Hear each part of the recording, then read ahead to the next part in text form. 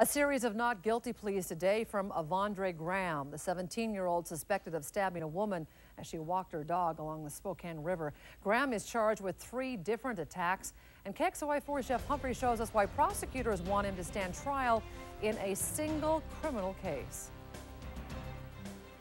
Well, while Spokane police say Avondre Graham was caught red-handed robbing a jogger along the Centennial Trail earlier this month, the evidence that allegedly ties him to Sharlotte McGill's murder is not as strong as they'd like it to be, and so tying these 3 cases together could boost their chances of a murder conviction. Not guilty.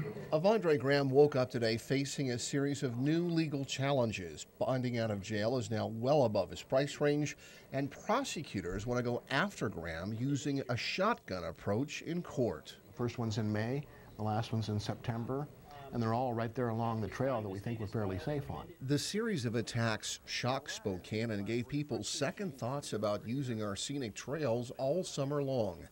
Now prosecutors want this same jury to hear that Avondre Graham used this section of the Spokane River as his hunting grounds, killing Sharlotte McGill and assaulting 2 other women. He's using a mallet in those last 2 and a knife in the first one. And they were particularly savage because there was a lot of stab wounds in the first. So now the state is filing a motion to have Graham stand trial for all 3 incidents in a single criminal case for a couple of reasons. Well, economy is one.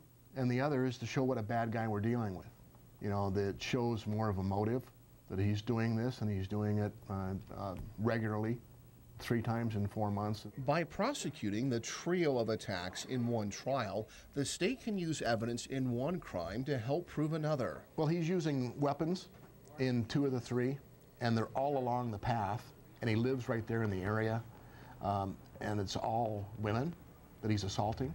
So those things are all kind of common threads. However, Graham's defense attorneys will likely fight combining the cases, arguing the crimes occurred on different dates with varied results. It'll still be up to the court whether they'll be allowed to go all at the same time or we'll have to split them out into different trials.